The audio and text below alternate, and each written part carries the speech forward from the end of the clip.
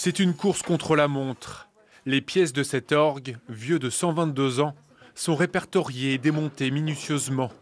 L'opération du jour, enlever le moteur. Il faut un moteur qui fournit de l'air, qui est envoyé dans les soufflets, et de là, ça va dans les sommiers. Le sommier est dans l'orgue, ce qui permet de distribuer l'air sous pression aux tuyaux. Ne cherchez pas justement les 1200 tuyaux que compose cet orgue. Ils ont déjà été évacués. C'est un orgue de grande qualité. C'est un orgue qui a été construit par une entreprise qui n'existe plus depuis longtemps, Joseph Merklin, et qui a construit beaucoup d'instruments. C'est un instrument de qualité.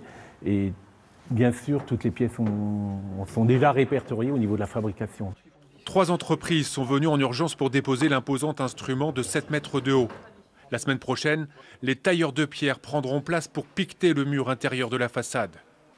Pour les organistes, l'émotion est palpable.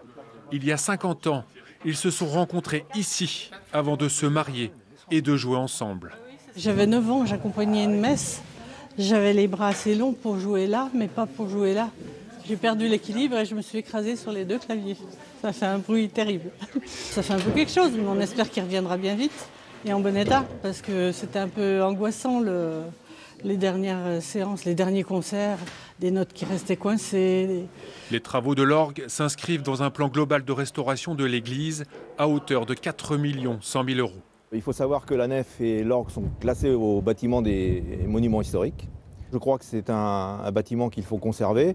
Et puis dans le cœur des Romorantinais et des Romorantinaises, c'est très important d'avoir une belle église rénovée et fonctionnelle, on dit. Une fois restauré, l'orgue retrouvera sa place en 2025. Et les célébrations religieuses et concerts pourront à nouveau retentir avec entrain en l'église Saint-Étienne.